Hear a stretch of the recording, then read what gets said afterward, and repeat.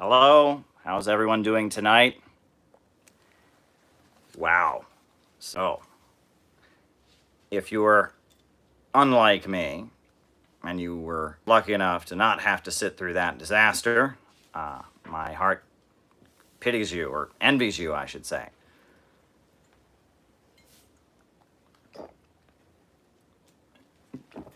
Wow. So, we just watched the first debate between Joe Biden, the presidential nominee of the Democrats, and Donald Trump, who is running for re-election for the presidency of the United States. Wow. Well, if you're just joining us now, be sure to tweet this out. Be sure to hit the like button. Be sure to hit the subscribe button. Be sure to hit the notifications bell. Make sure you get the notifications. China-India conflict.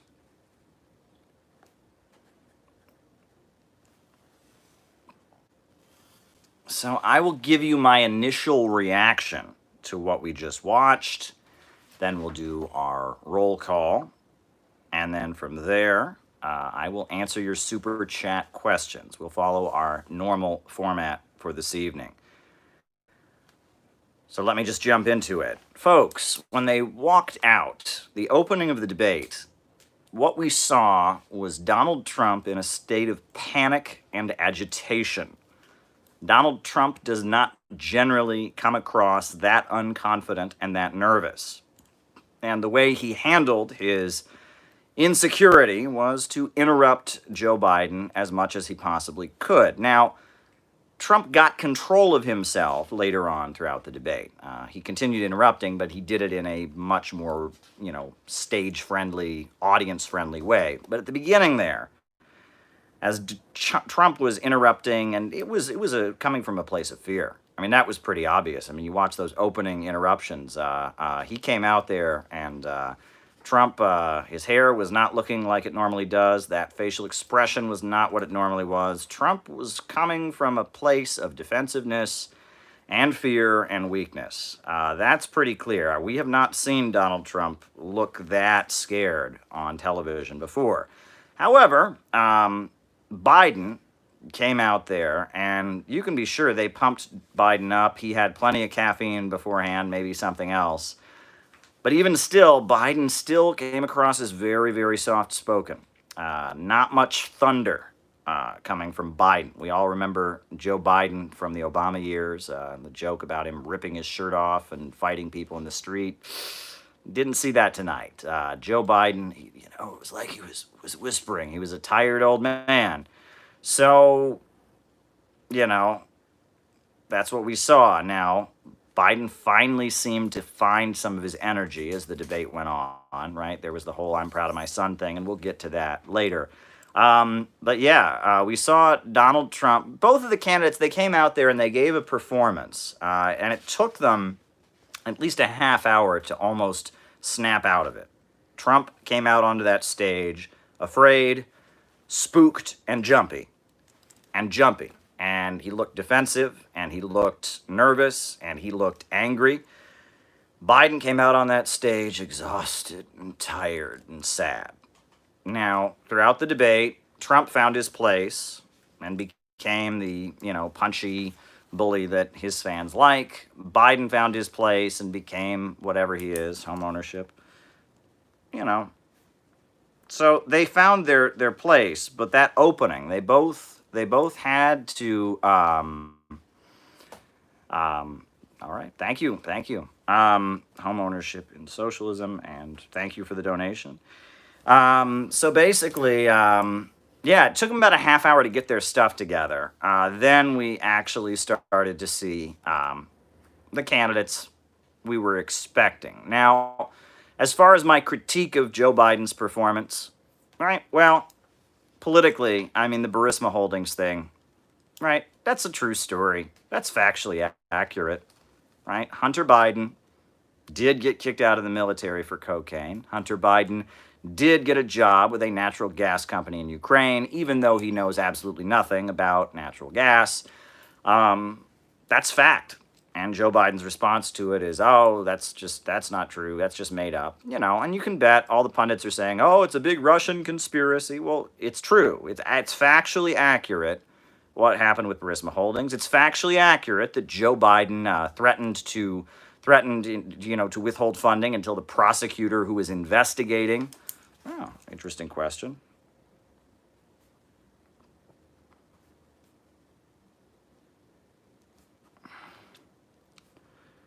All right. It's factually accurate that Joe Biden threatened to withhold funding from Ukraine until at that point there was a firing of the prosecutor who was investigating Burisma Holdings, his son's company. That's fact. Now Biden repeatedly called out Trump for his pattern of lying and making factually inaccurate statements, but he just kind of used that to cover himself up. Biden was using, that eye roll, that nothing you say is true, believe nothing my opponent says. He was using that a little bit liberally, and the Trump camp will be able to point out, very much be able to point out that there were true things that Trump said, which Donald Trump responded to with.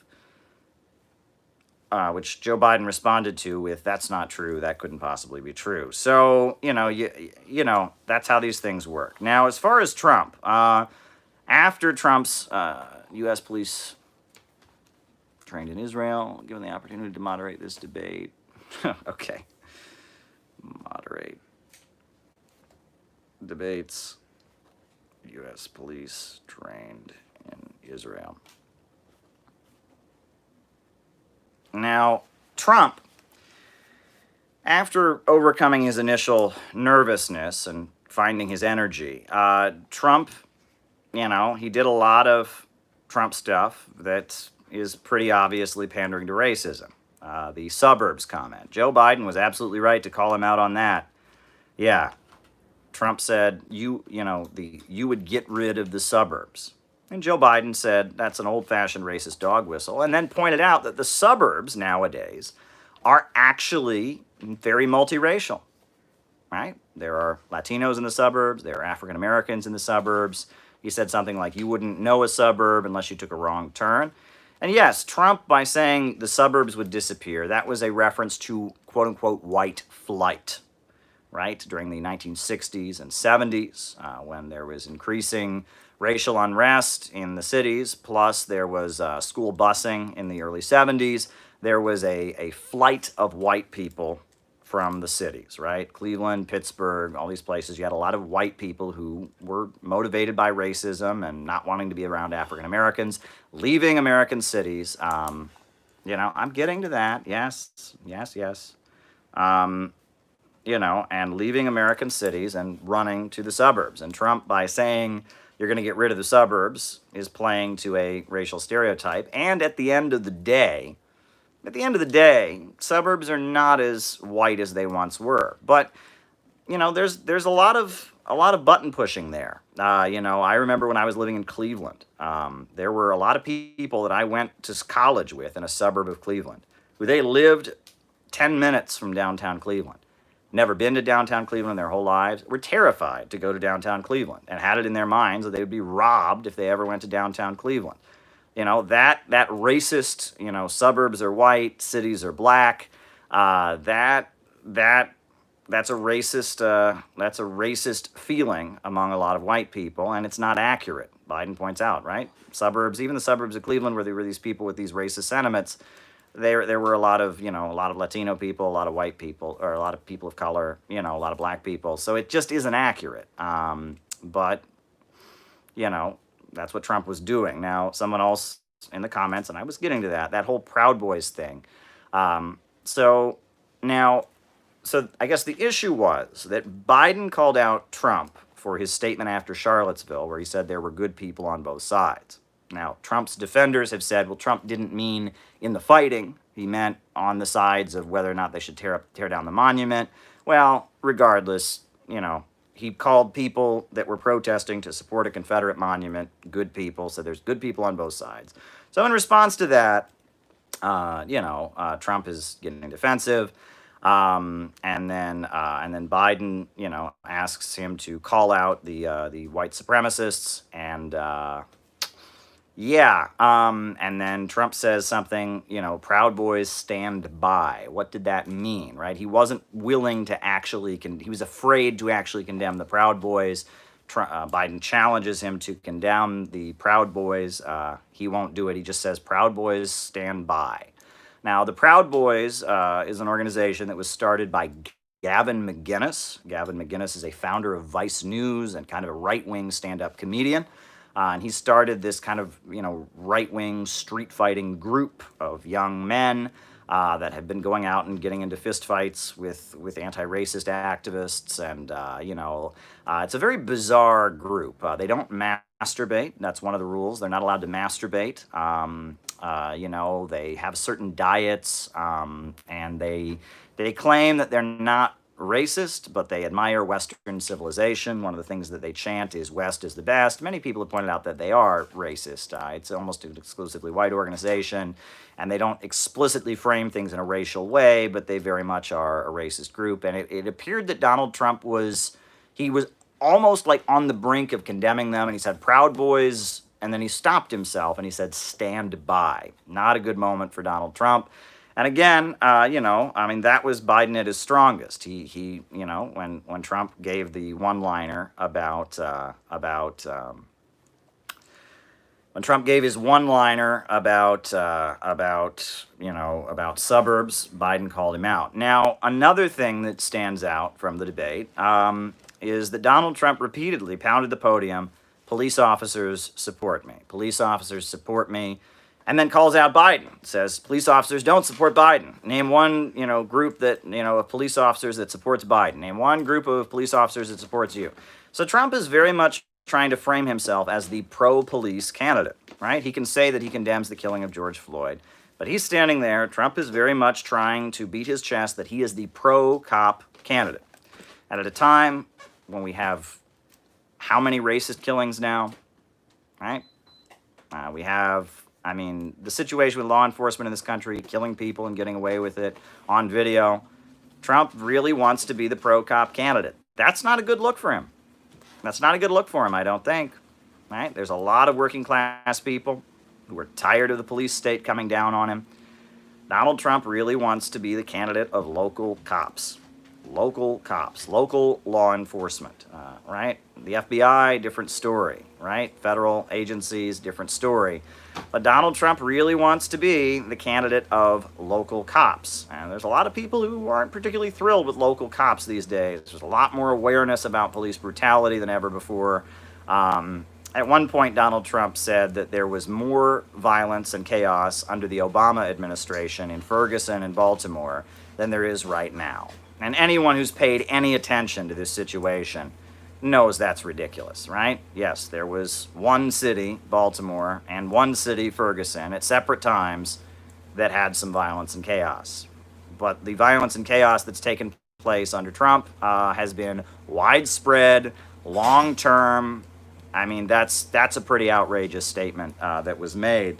But beyond how the individual candidates did, there's a couple other things I wanted to point out. First of all, both candidates were trying to one-up each other in being anti-China and blaming China for the problems of the United States. And what was left out was that, for example, on the issue of global warming, China is about 100 miles ahead of the United States. China is basically leading the world in production of solar panels.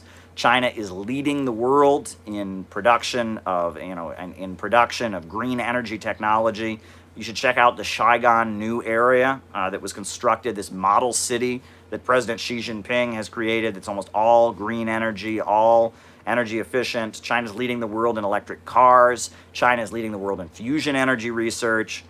China is miles and miles ahead of the United States in terms of environmentalism. But neither candidate was going to say that. Furthermore, China is not responsible for the virus, right? China got the virus before anyone else did.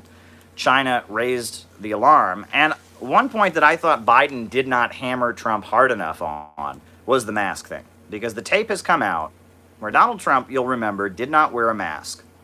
Didn't wear a mask for months of this pandemic. Did not wear a mask. But the tape has come out on the Bob Woodward tape. He says on the Bob Woodward tape that the virus is transmitted by air. He says it's transmitted by air. He says that on the tape. So Trump knew that wearing a mask would make a difference. If the virus is transmitted by air, putting a mask over your face, your ears, over your nose and mouth, hooking it on your ears, would make a difference. Well, for months, Trump pretended that he didn't know that was the case, didn't wear a mask. Biden didn't hit him very hard on that. He didn't speak very clearly, didn't hit him very hard on that. But for months, Trump knew that wearing a mask would make a difference, and he himself did not wear a mask, and he let his supporters not wear masks. And even during this debate, he almost made fun of Biden. He said, you would wear a mask even if you were 200 feet away, you'd wear a mask. I mean, I'm sorry, on that mask point, that is a place that Trump looks particularly bad. But China is not responsible for this pandemic situation. It's the opposite. China let the world know about the COVID-19 crisis. And on that particular tape, the Bob Woodward tape, Trump begins by saying, I just spoke to President Xi. So President Xi told him correct information. So it's the U.S. leaders that have dropped the ball here. We got this months and months after China got it. And we know that not just Trump, but Dianne Feinstein, top Democrats, they all knew it was going to be bad. They sold their stocks. They bet against the stock market. They knew things were going to be bad. But up front, they were telling us everything was going to be okay. Everything was going to be okay. And they knew very well that it was not going to be okay. And that was Democrats, that was Republicans, that was Trump, that was Nancy Pelosi, that was Dianne Feinstein. The U.S. political elite got word that when the pandemic hit here, it was going to be bad. And they told us something else. And Trump is very, very obviously guilty of that. And he held on to the don't wear a mask or maybe masks aren't necessary thing. He held on to that for a long time, way longer than anybody else.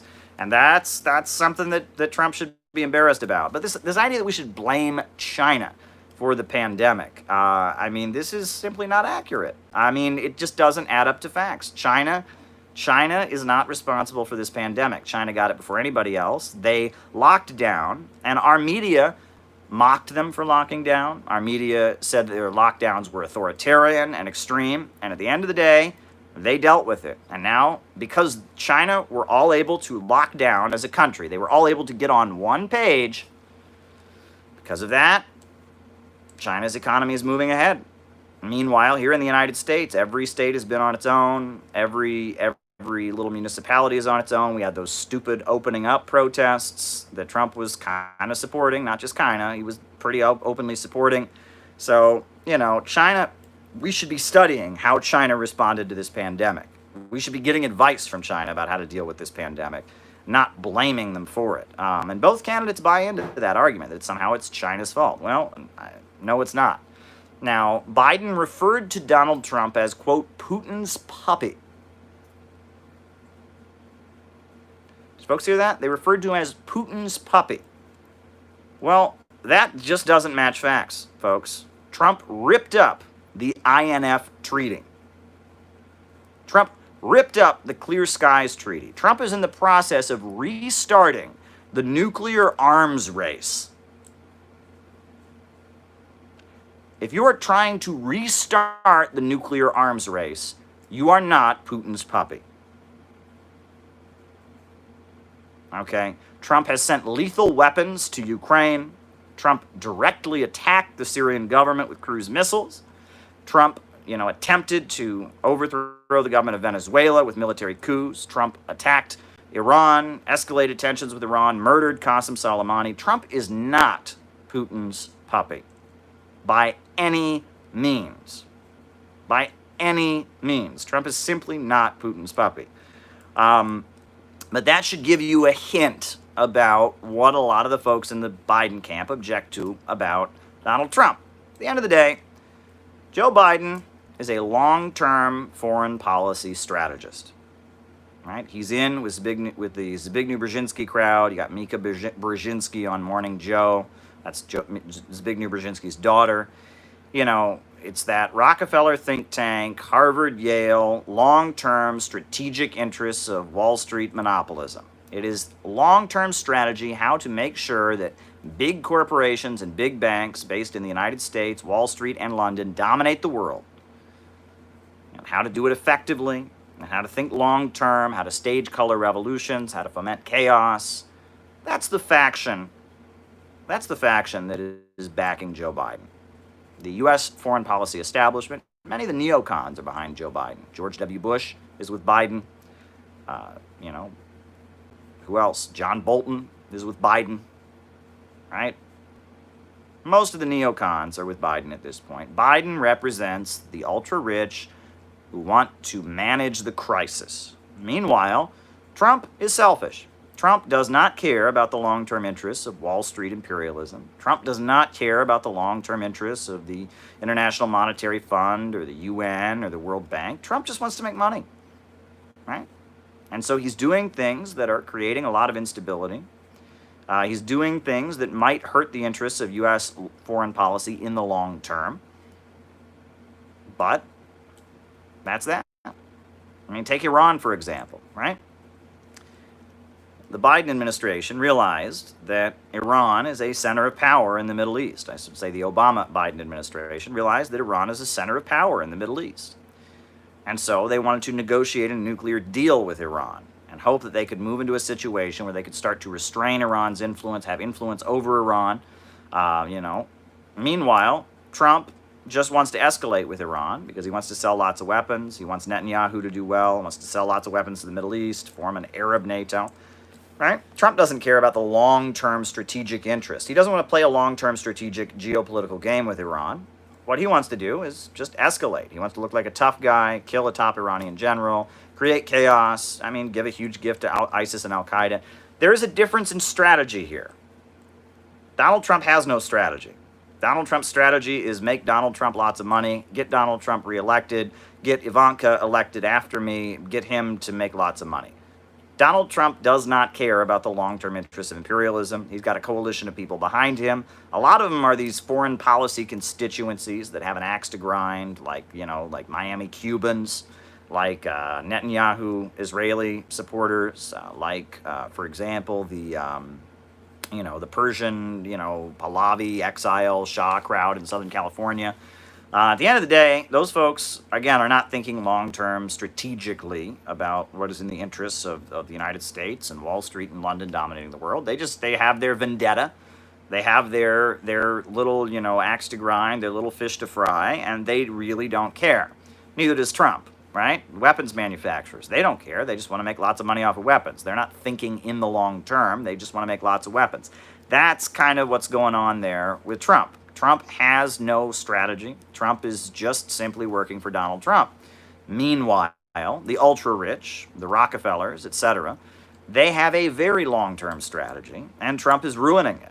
And they see Trump as playing a disruptive role, as Trump basically, is just working for himself. And they want to depose Trump and put somebody in who is strategic. Somebody who will strategically work to carry out the long-term geopolitical interests of the United States.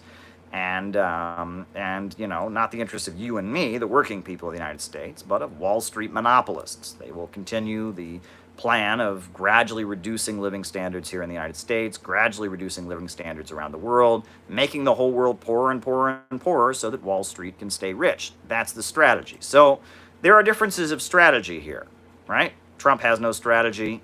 Biden represents the strategic faction within America's ruling elite. And that's really the difference here.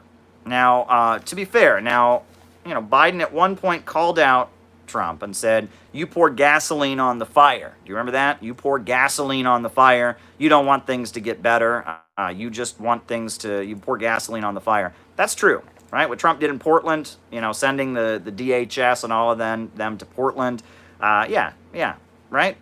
Very much, right? Yeah, pouring gasoline on the fire. That wasn't going to de-escalate things. Trump has done a lot to insult protesters, to inflame them. That's true.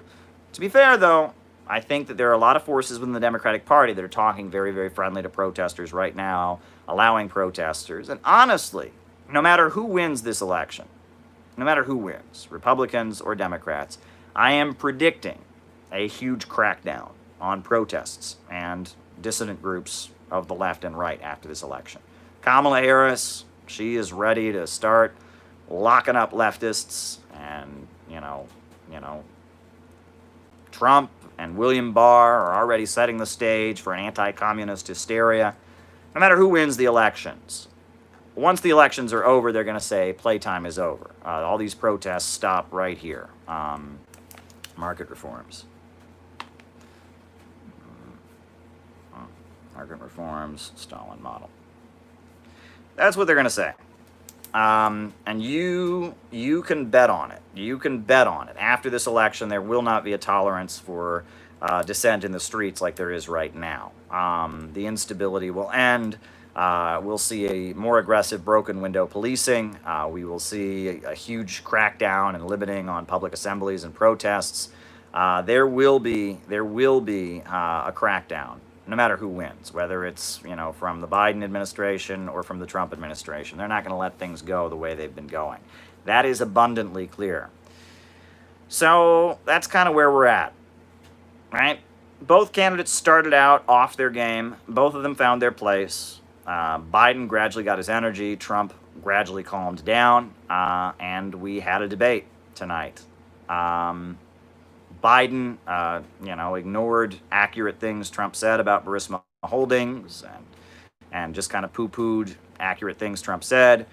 Trump pandered to racism with his Suburbs comment and Proud Boys and, cop support. Both candidates blamed China. Biden accused Trump of being Putin's puppy, despite the fact that Trump has escalated the new Cold War against Russia, is ripping up treaties left and right, sent lethal weapons to Ukraine. Yeah, both candidates are a disaster for the country. I mean, I'll just be real about this. Trump has been an absolute disaster. When he says people love the job they're doing, that's outrageous. However, Biden, does Biden represent a better alternative? I'm not convinced. I remain unconvinced of that. Biden represents a wing of the ruling class that the folks at Black Agenda Report have accurately called the more effective evil. And we saw that during the Obama years. And, while Trump was wrong to say there was more chaos under the Obama years, he was correct in pointing out that the Obama administration did not heal the wounds that it claimed to heal. You remember that more perfect union speech by Obama. He said he was going to make racial unrest better. He was going to heal. He was going to heal the Great Divide, make a more perfect union. Well, we all know that did not happen. The Obama presidency did not resolve the problems it promised to resolve, and the fact that it failed gave a new impetus to protests and dissent among the African-American community, more anger at the police state, etc. So, we've got the more effective evil. The folks that destroyed Libya, the folks that reduced Syria to civil war, the folks that destroyed Honduras. We've got them trying to take the White House back from, a rather extreme, fanatical, brand of, crazy that is just interested in its short-term interests and panders to the extreme right wing. So that's where we got. That's where we're at. I don't endorse any candidate as a journalist. I try to remain objective, but I'm being blatantly honest when I tell you I am not sure. I live in a state that is very solidly in the blue state camp, so my vote really isn't going to matter that much. But I couldn't see myself voting for either of these guys, honestly. The more effective evil or the ugly, selfish evil, short-term thinking evil. Trump disgusts me. Biden disgusts me. And those of us who want to get to something better, we need to look for an alternative. The problem underlying all of this is capitalism. Do you remember the beginning of the debate? When, Trump was saying to Biden, you're a socialist, you're a socialist. You want socialist health care. And Biden said, no, I don't. No, I don't. I beat Bernie. Meanwhile, polls show the American public does want Medicare for all. People in the United States do want health care for all. That was not allowed on the debate stage. Not allowed. Right? Polls showed overwhelmingly people want guaranteed jobs, people want housing, people want education, people want more of a social democratic welfare state. Joe Biden doesn't, Trump doesn't, and we had a debate on the stage basically where, and when Trump says that Obamacare was a disaster, he's not wrong. Obamacare, it improved like one thing, the pre-existing conditions thing. That's about it. Obamacare was a disaster, right? Didn't solve the problem. Now, I believe Jared Cohen, right, his son-in-law made a lot of money from Obamacare, if I'm not mistaken. But regardless, Trump is not lying when he says Obamacare is a disaster. He just wants to make it worse. He wants to make it worse. He wants to take away more people's health care. He wants more of a free market model where these insurance cartels can just rip people off. But he's not wrong, right? So this is where we're at. This is our situation. We have got the voice of the strategic, long-term thinking, evil center, entrenched, ruling, ultra-rich power of the United States versus a right-wing, selfish fanatic who's pandering to the far right-wing and is just interested in working in his own self-interest. There you go. Now, I don't know if people saw that Eric Trump said on Fox and Friends this morning that he was a member of the LGBT community. That's Donald Trump's son, Eric, said he was a member of the LGBT community on national television. Now, afterwards, he said, well, that just means that I know a lot of people who are gay. That's a very, very strange mistake to make. It was weird. It's like there's the stereotype of like a very, very ultra-masculine guy. And he constantly, is afraid of people thinking he's gay, right? So he would never, it's like the ultra-masculine guy. It's like, well, I don't wear shoes that look this way because people might think I'm gay. I don't know what LGBT stands for. Why? Because I'm not gay. I just don't know what those analogies, right? Well, Eric Trump does the exact opposite. Colombia. Alrighty. Colombia FARC. Alrighty.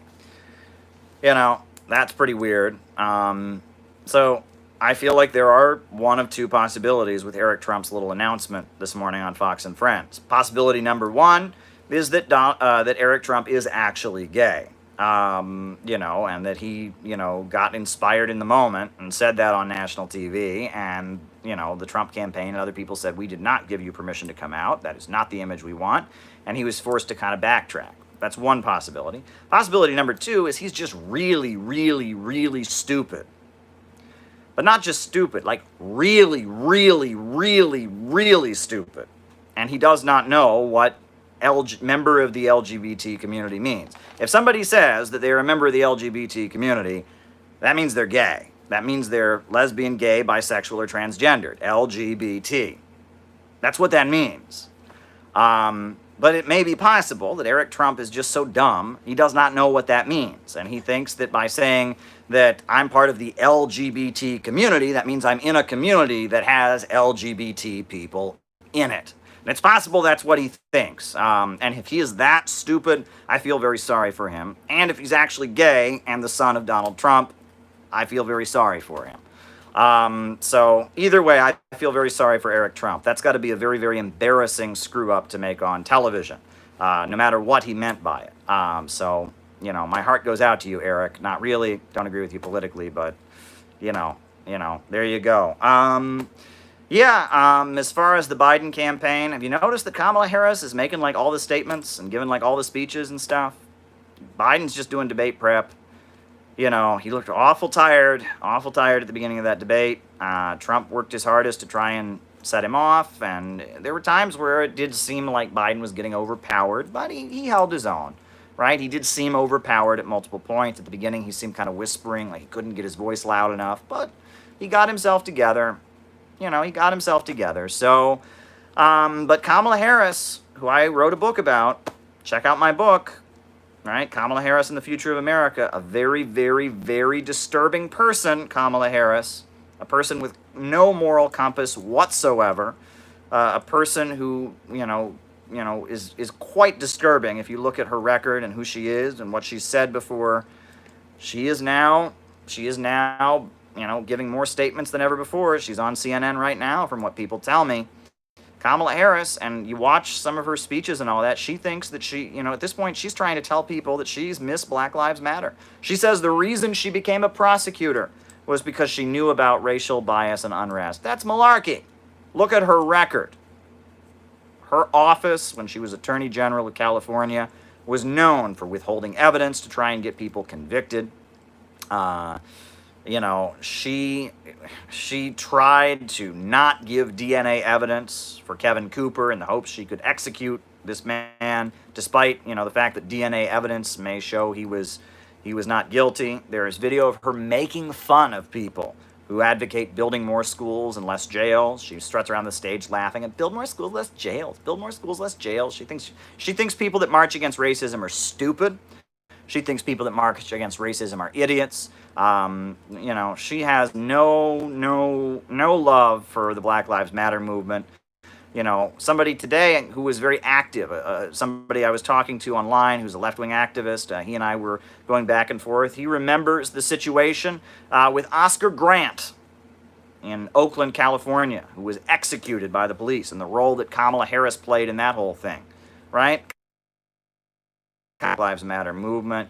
Kamala Harris is the queen of mass incarceration. She is a lock-em-up psychopath, okay? And read my book.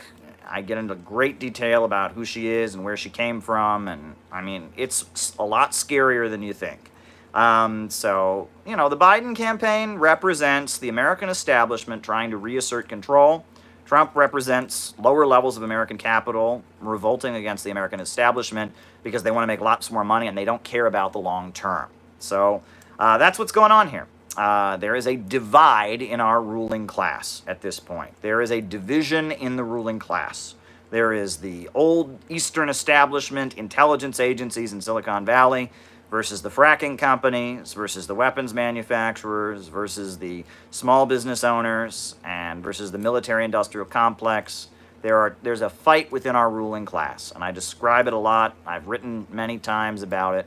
That fight is raging right now. Trump was pandering, to the Proud Boys and the right wing.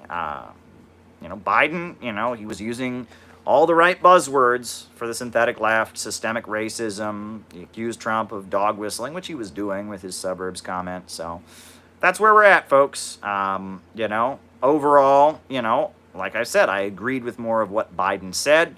But at the end of the day, I'm convinced Biden might be more dangerous. But I would never support Donald Trump. And, I certainly want things to not continue the way they are. I don't endorse either candidate. Donald Trump, the way he was cheering for the cops, anyone who's cheering for the police right now, after what happened to George Floyd, after what has gone on. One thing I will say, both candidates, right, Biden and Trump, they both said that, cops are disgusted. Cops are just disgusted by the kind of cops that killed George Floyd. They're disgusted by the bad cops. Well, I'm sorry. As someone who's been to court with police brutality victims before, in Cleveland, I used to go to court with police brutality victims all the time. In fact, there's an article about me you can read from 2010 in Cleveland where I was involved. I videotaped an instance of police brutality in Cleveland, and, I actually got someone acquitted in juvenile court because I filmed it. All right, I can talk about Trump blames China for COVID-19. Yeah, they wrote an article about me in the Cleveland Scene magazine called The Communist Next Door, and I was heavily involved. I used to hang out with Art McCoy from Black on Black Crime Incorporated. I went to court with a family that had just been dragged through hell in police brutality charges. And I as somebody who's worked around the issue of police brutality, when people say, oh, the good cops are disgusted by those bad cops, those bad cops give the good cops a black eye.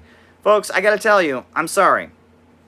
I just have to tell you the facts. The facts are that when Marley Graham in the Bronx here in New York, right, was murdered, right? The police He ran from them. They followed him for blocks. They burst into his apartment and executed him in front of his relatives, unarmed. He just ran away from them. They followed him. They burst into his apartment. Boom, killed him. It was an execution. They followed him home and killed him. Now, what did the police officers union do in response to that? Did they go, oh, what a bad cop that did that. We're disgusted by him. Oh, no. At every hearing that those bad cops who killed Marley Graham had, it was packed full of cops in uniform applauding for their brothers in blue. They made fun. They mocked the family of this young man who was murdered. No. Man, when you say, oh, the good cops are disgusted by the bad cops. Wrong. The good cops, if you want to call them that, stand behind the bad cops all the time. The good cops go around saying that police brutality is something made up by liberal activists.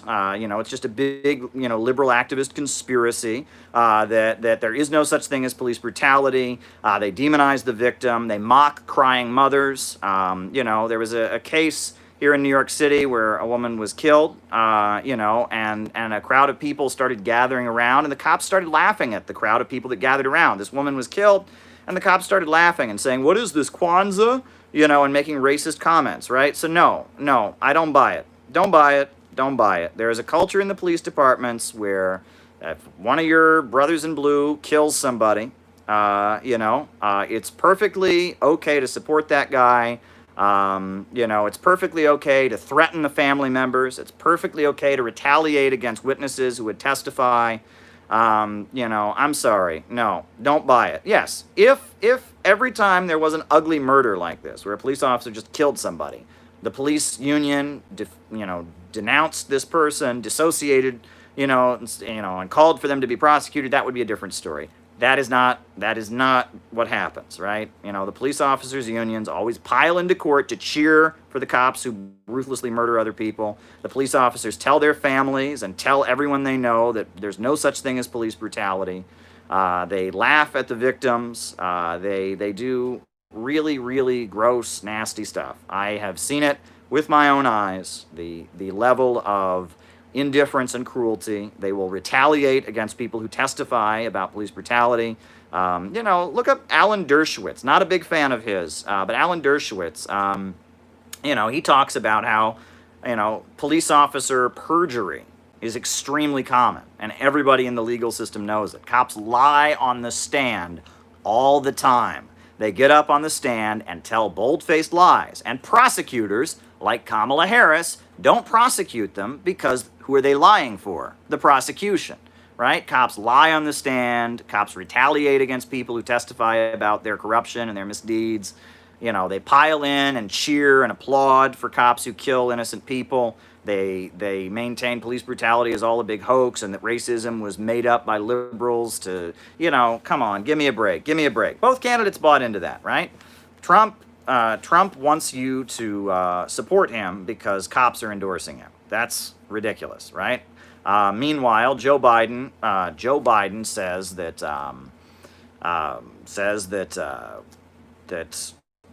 while racism is real and is a reality, that police, that good cops, hate bad cops. That's not true. So, both candidates are pretty much out to lunch on all these issues, and that's all there is to it. Yeah. That's where we're at. That is my reaction to this debate. That's where I'm at. Shaniqua McAdams is saying that a police officer who exposed the quota system, that's where cops are required to make a number of arrests, to meet their quota. Shaniqua McAdams says he's actually running for New York City Council. Now, I did not know that. I'll have to look into that. Thank you for Shaniqua, and thank you, Sharon Pitts, for that. And that's kind of my reaction to the debate. But why don't we at this point do our roll call? Who's with us tonight? Who is here? Who's with us tonight? Names and locations. I will call you out as I see you. And then we'll hammer out these super chats, and then we'll be done. Columbus, Ohio. Liverpool, UK. Somewhere, USA. Zach from Texas. London, United Kingdom. Dallas, Texas. Jenny Lynn in Cincinnati, Ohio. Bill from the United States. Cleveland, Germany. Benalla, Australia. Springfield, Missouri. Rob from Melbourne, the Sunshine State. Nate in Utah. Los Angeles, Ontario, Canada. Illinois. Soviet Yugoslavia. Salem, Oregon. Eli from California. Kendali from San Diego. Auckland, New Zealand. Los Angeles, Clydebank, Scotland. Lexington, Kentucky. Wilmington, Delaware. Phoenixville, Pennsylvania. Nicholas Lynch says, hey, Caleb. Fairhope, Alabama. Las Vegas, Orlando. Campbello. Lafayette, Louisiana. Soviet Union. Long Island, New York. Georgia. Riverside, California. Soviet Mars. Buffalo, New York. Marissa. Texas. Mississippi. JT24. Jackson, Florida. Nate from Sydney, Australia. Sao Paulo, Soviet. David in Italy. Vermont. Ohio. Kevin Q is with us. Lagos, Nigeria. Pennsylvania. Jacob Maxey, Lafayette, Louisiana. Helen in Melbourne. Queens, New York City. Lloyd Bennett is with us. Moving to Canada, says Shoreline. Mo in Pomona, California. Brisbane, Australia. Simon Wood. Very good. Very, very, very good. Anyone else? Nobody from Cuba? Hey, Caleb, just got your new book. Looking forward to the read, says Ewoks. Great. I hope you like it. Shreveport, Louisiana. Glasgow, Scotland. Chile. Dan from Iran. Buffalo, New York. Brian Jakowski. Mike from Oxmoor. Long Island. Will Lotz. Another Aussie. Koala. Mill Park, Australia. There you go. Good times. Good times, folks. Good times. Harold in Florida. All righty. All righty. Robert in Hawaii. Wichita, Caleb. Soviet Venus. All righty. All right. Joel in Orlando. Sam in Cleveland. Towards victory always. Will Lotz. Very good.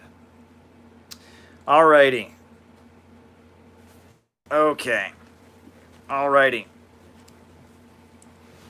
Let's hammer out these super chats. If you got more things you want me to talk about, just send me a super chat and you will get an answer. I will give you quicker answers than usual because it's late and I have work in the morning. But I will give you answers. The China-India conflict. Well, there have been long-standing border disputes between China and India, right? Back to the 1960s, there were border conflicts. At this point, India is led by Modi. Now, Modi is somebody who the USA doesn't necessarily like. The Obama administration dissed him a number of times and wouldn't give him a visa and such. But at the end of the day, Trump and Modi seem to be getting along. And the USA has entered this trade war with China. So the United States is pretty much supporting India in its border disputes with China. Now, China has aligned itself with Pakistan. Pakistan and India don't get along. The USA was always trying to be neutral. China was always trying to be neutral. Now the USA is with Modi and India. So now China is doubling down with Imran Khan and Pakistan. The China-Pakistan economic corridor has exploded. It started with the China-Pakistan Friendship Highway that Mao built in 1966. One of the biggest elevated roads in the world, the China-Pakistan Friendship Highway. Huge, huge highway. You know, workers died in the process of building it. It was one of the big achievements of Mao Zedong, was this huge highway between China and Pakistan. Well, now we've got the China-Pakistan economic corridor, which China is expanding. Automation in the debate. So, as a result of that, the United States seems to be backing Modi.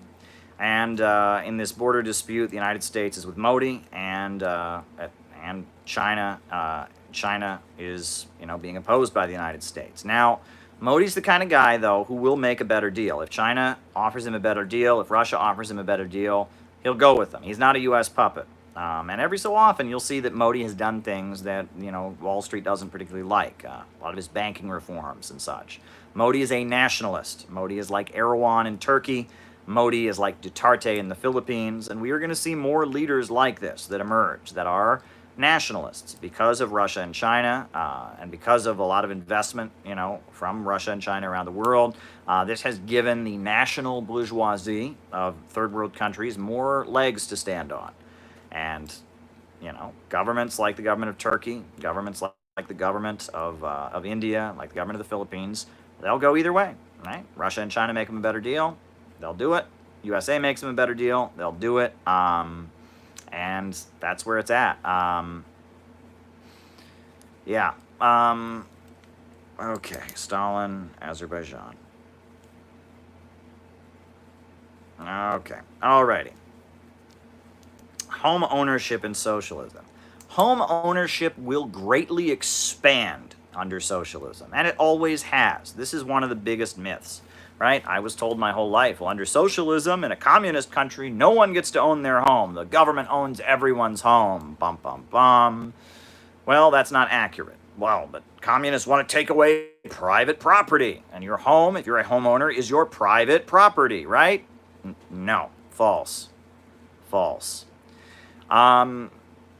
Communists have always distinguished between private property and personal property. Private property is property in terms of means of production that you utilize to make profits. The McDonald's restaurants are the private property of the Kroc family, the billionaire Kroc family. They have never been in most of the McDonald's. They simply use them to make profits. However, your house, your car, your clothes, your computer, stuff that you actually use for your own pleasure to interact with is your personal property. And communists want personal property to expand. That's the difference, right? Private property refers to economic centers of power. Personal property refers to things that, people just interact with. In Cuba, if you've lived in a house for, I believe, up to 5 years, then you own it simply by living there. Your rent can never be more than 10% of your income, and after you've lived in a place for like 5 years, you own it. The rate of home ownership in China is very, very high. And in the socialist countries of the world, people tend to own their own homes. That doesn't fit what you were taught in school, right? The communists want to take all your stuff away from you and the government owns everything. The reality is the rate of home ownership in socialist countries is very high. The rate of home ownership in the United States right now is drastically declining. Right now, a lot of family homes are owned by banks. There was the home foreclosure crisis of the 2008, 2009 housing bubble burst, financial meltdown, and home ownership has not really recovered since then in the United States. There is a declining rate of home ownership all across the country because of the declining rate of wages. When Biden claimed that he handed Trump a good economy, that was false. When Trump said the economy under him was the best it's ever been in all of history, he was lying. Both of them are lying. The economy under Biden and Obama sucked. The economy under Trump has sucked, right? And the problem is not the pandemic, and the problem is not the 2008, 2009 financial crisis. The problem is a dropping standard of living. In much of the United States, living standards are dropping, wages are dropping. Russia has the highest rate of home ownership in Europe. I did not know that. Interesting fact. I'll have to look that up, but it sounds correct. Wages are dropping, living standards are dropping, the infrastructure is crumbling. All across the United States, living standards are going down. Average Americans don't have the spending power they once had. Their living conditions are deteriorating, and the diseases of despair, alcoholism, opioid addiction, suicide, life has been getting worse for Americans since the late 70s. Since the late 70s, the living standards in the United States have dropped, right? That there has been a gradual rolling back of U.S. living standards, and that's what's happened. And, Biden has continued that trend. Trump has continued that trend. And both of them are representatives of that. Free market neoliberalism. The idea that the government should not invest in the population. The government should not take care of average working people, but should just focus on making sure Wall Street's profits keep rolling in. That we should emphasize free trade. and the strength of huge multinational corporations, that we should have a globalist outlook. Trump and Biden both stand for that worldview, neoliberal economics, and that worldview is leading us toward disaster. All right. How would a socialist have debated Trump? Well, a socialist would have debated Trump by putting forward a socialist program. Right, that would be the first thing, was to be raising demands that would signify a transition to socialism, like the public control of oil and gas, like a complete rebuilding of the country with infrastructure. A socialist would have called for public control of banking, would have put forward a socialist program. A socialist would not have let Trump get away with his sweeping generalizations about socialist health care. A socialist would have called out police brutality and said the fact that Trump brags about getting support from the cops at this time is not something to boast about. A socialist would have debated Trump very, very differently. A socialist would have called out Trump for his horrendous foreign policy. A socialist would have called for socialist agenda items to fix the country. A socialist wouldn't have made the false claim that the economy under Obama and Biden was good. A socialist would have a different perspective, completely different perspective, no question about it. Would I have moderated the debates? Sure. Yeah, if they wanted me to moderate those debates, in a minute I would have moderated that debate. I wouldn't have been happy with their answers. I would have framed my questions the Caleb way. I would have done it my way. If they wanted me to moderate that debate, I would have done it. You betcha. You betcha. Alrighty. U.S. police are trained in Israel. Well, a number of police departments around the country have a program where they go to Israel for training. And it's not just big cities, it's small towns. But it's not just police departments either. There are huge exchange programs between the USA and Israel. And police and security training is just one of them. Look, the New York City Police Department, the NYPD, not only do they go to Israel for training, but they actually have an office in Israel. Google it. And you know how I know this? Because the NYPD brags about it. If you ever go to a police station in New York City, maybe they don't have them anymore, but when it first opened, they had little leaflets. NYPD just opened an office in Israel, bragging about the fact that the New York City Police Department has an office in Israel.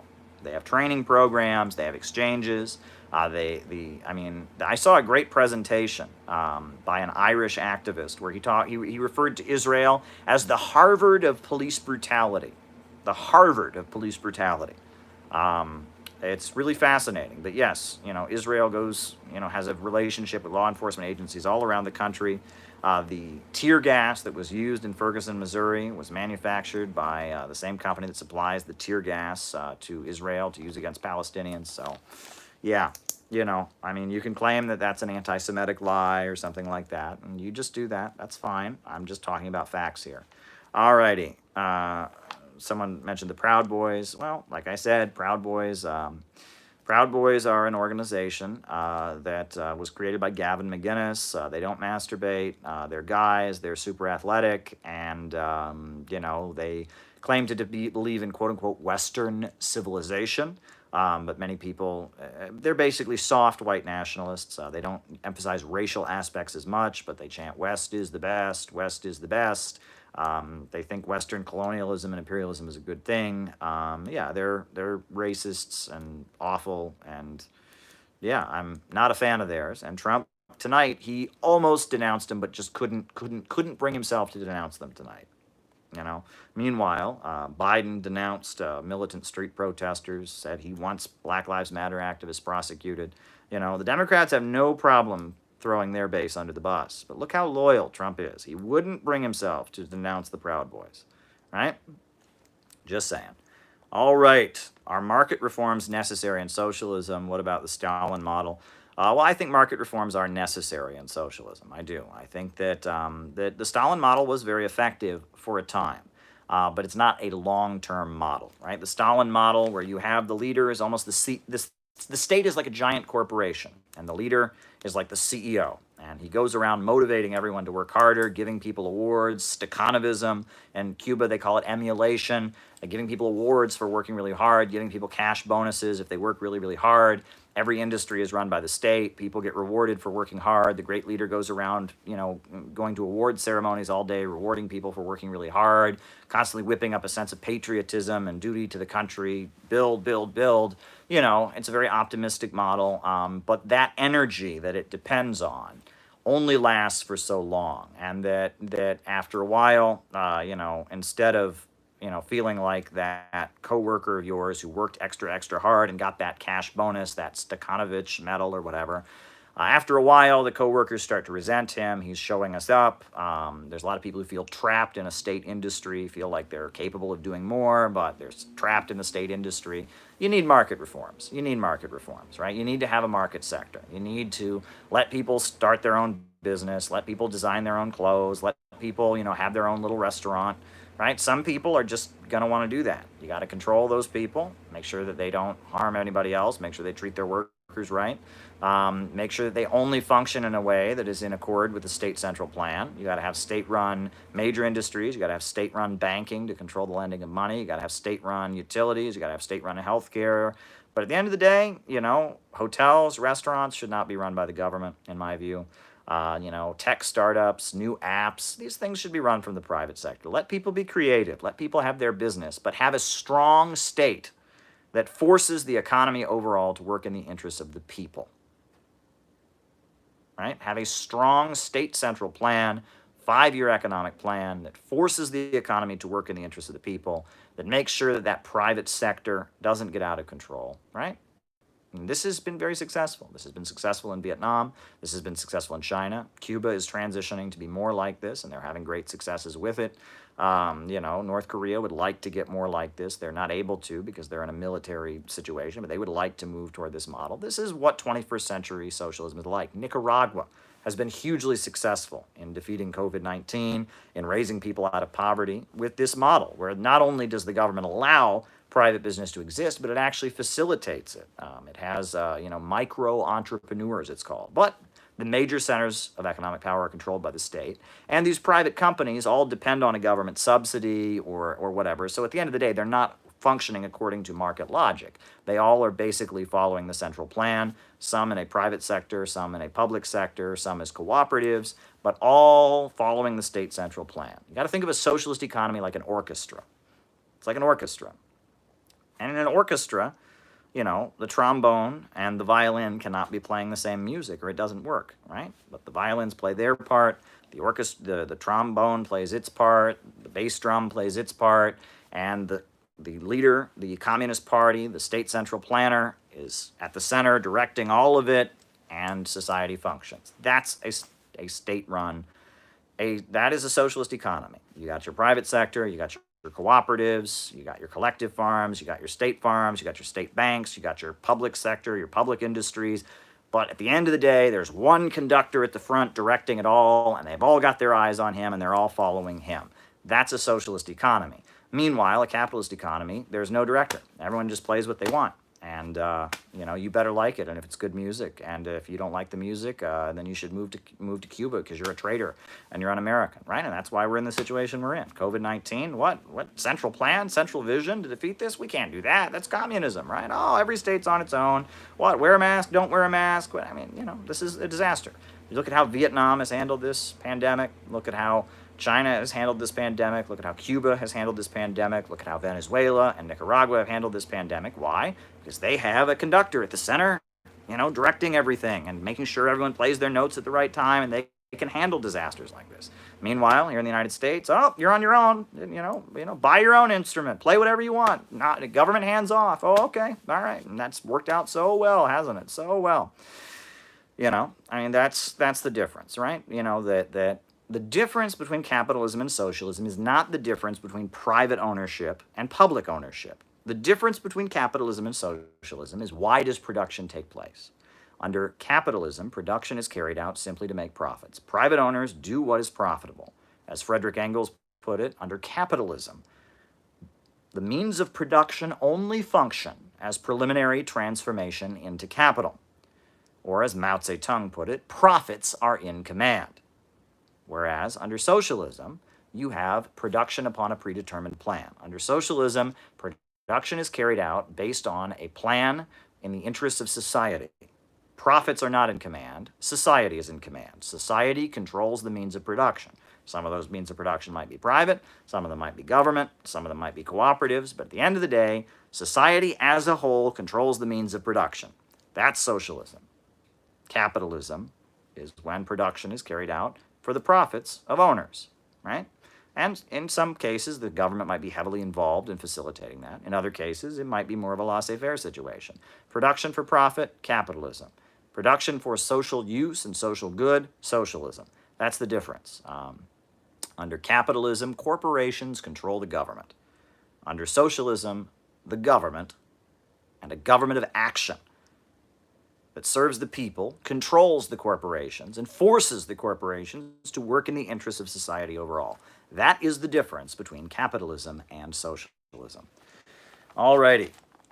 That's why China is socialist. Now, somebody asked about Colombia and the FARC. Look, I mean, my position has been that Fidel Castro is right. That in 1993, when the Communist Party of Colombia told its armed wing, the FARC, that they no longer wanted to continue armed struggle, and then the FARC cut ties to the Communist Party and became its own organization and continued the armed struggle, that was not correct. And that armed struggle should not become a way of life, right? That yes, Colombia was a brutal military dictatorship and the people had no choice, so they took up arms. But in the 1990s, there were reforms and Colombia could have started, they could have started moving in a more peaceful way.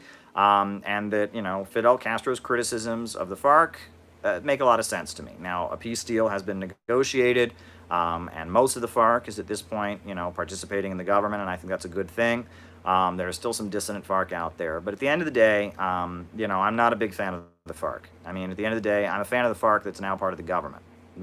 But as far as the FARC, cutting ties with the Communist Party and continuing armed struggle, you should read, I wrote an article about this. Communists favor a peaceful transition to socialism. Always have.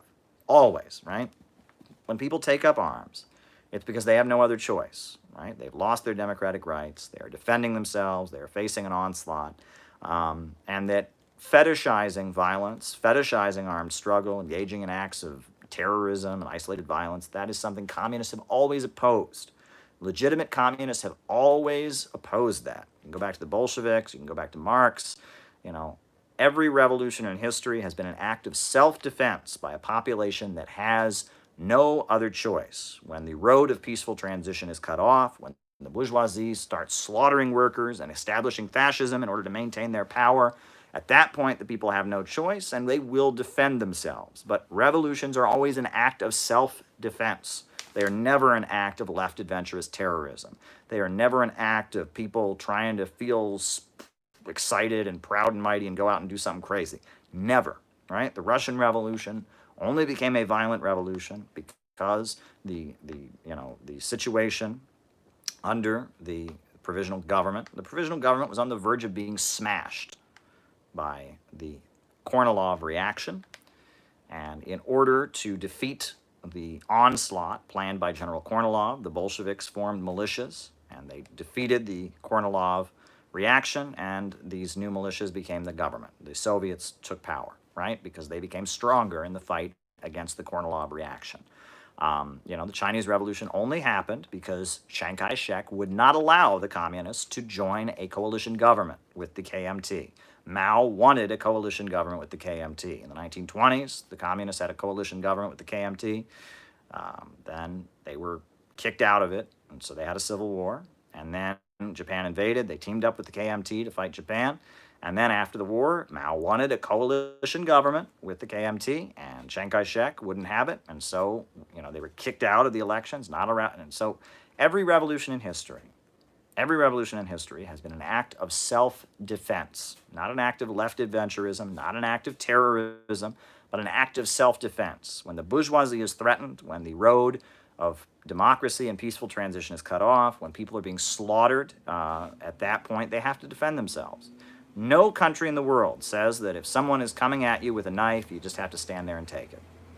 No country in the world says that if someone's coming at you with a knife, you don't have the right to push back and stop them from stabbing you. That's what socialist revolutions are. As the people are organizing peacefully, demanding their rights, the bourgeoisie takes out its knife and comes to stab them, and the people, after having spent a long time building up their organizations, engaging in peaceful democratic struggle, they realize that now they have no choice and they push back, right?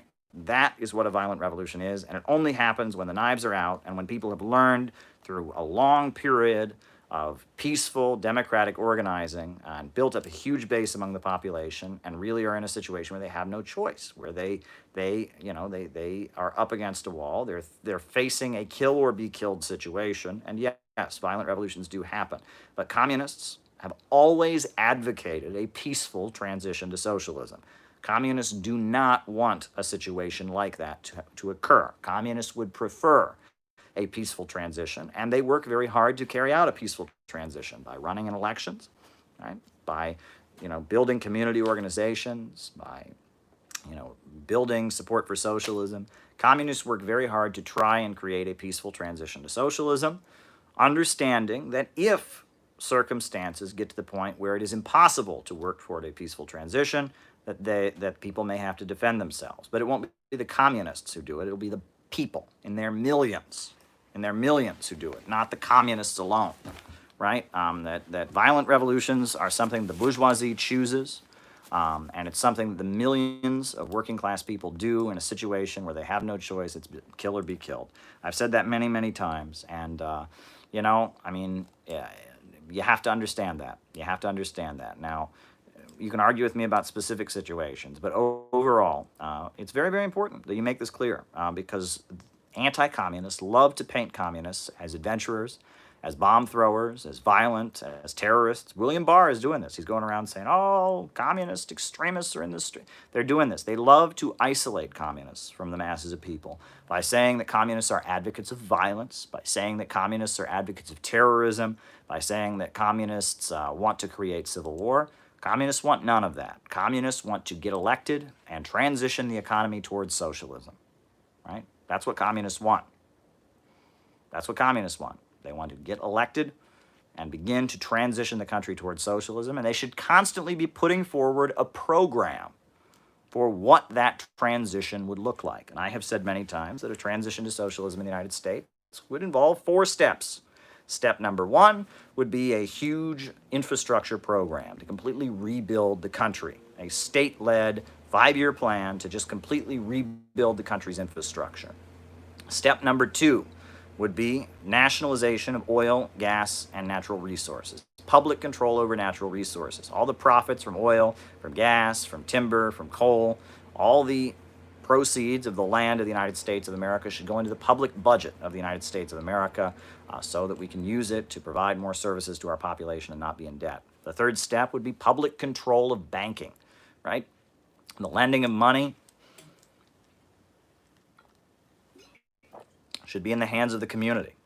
Public control of banking. And step number 3 would be enacting an economic bill of rights, guaranteeing the right to jobs, housing, and education to the population. And if those 4 steps were taken, the United States, at that point, you would have to have a popular government. In order to enact those kinds of reforms, you would have to have a popular government, a government based in communities, a government that was, antithetical to capital, a government of action. And you would be on the road, if not fully there, to socialism. And I've many times said the slogan that socialists in the United States should organize around should be, we need a government of action to fight for working families. We need a government of action to fight for working families. We need to get people to understand that the solution to their problem isn't free markets. The solution to their problem, isn't getting rid of some magical conspiracy. The solution is having state power fight for them, having a state that is strong, that will fight in defense of the people against the powerful elite. We need to get people to understand that we can have a government of action, not a weak government, not a government hands-off, but a government of action that will fight for working families. All righty. Trump blames China for COVID. Of course he does, and so does Biden, and they're both wrong. Right? I mean, at the end of the day, China got COVID before anybody else. They swung into action and they dealt with it, and the whole world was impressed and learned from them. They've donated billions of dollars. They've been trying to lead the global fight against it. This is a way to distract from the fact that the socialist countries of the world, from China to Vietnam to Venezuela to Nicaragua to Cuba, they all did so much better in handling this. Even the Kerala section of India, that's run by the Communist Party of India Marxists, they all did so much better in dealing with this. Meanwhile, the United States is crashing and burning. So rather than blaming our own system for its own failures, oh, it's all China's fault. It's pathetic. All right. Why did they not mention automation in the debate? Well, because that would require some economic depth. Joe Biden believes in basically the same economic policies as Donald Trump. He has said that over and over and over again. Nothing will change in terms of economics on Wall Street if Biden gets in. That's what he has said. So they don't want to have that conversation. I think Andrew Yang tried to introduce some discussion of that. We know that Andrew Yang, right, represents a faction among the ruling class that is concerned about the dangers of automation and the potential of, things, getting out of control, etc. But at the end of the day, that's where we're at. Didn't enter the discussion because they, would require, a more in-depth economic conversation, which Joe Biden doesn't want to have. Trump certainly doesn't want to have. Look at our economy right now. There you go. As far as Stalin and Azerbaijan, I don't know the specifics of that. I do know that Stalin spent a long time in that region. People think Stalin was Russian. He wasn't Russian. He was Georgian. He was in prison in Batumi in Georgia. Stalin was in Azerbaijan. Stalin was in Baku. Stalin, was in the areas that eventually became the southern USSR quite a bit. And he was very familiar with that. Stalin was very familiar with Islam. Stalin, you'll remember he grew up in a seminary. He had his religious training in a seminary. Thank you for the super chat, by the way. His training was originally in a seminary, but he was very familiar with the Quran. He was very familiar with Islam. He was very familiar with the Bible, and he was very familiar with Marxism. And that Stalin was a very well-educated man, even though he was from a rural village. His family was from a rural village. So Stalin was kind of the best of both worlds. The Bolshevik Party had a lot of intellectuals, and it also had a lot of working class people organized into labor unions. Well, Stalin, he fit in both categories. He was literate and scholarly, but he was also a populist and a people's person and an organizer. So that's Stalin. So folks, and if there is anything further, now is the time. Now is the time to ask me. If not, I'll be signing off here momentarily. So now is the time to ask me if you haven't asked me.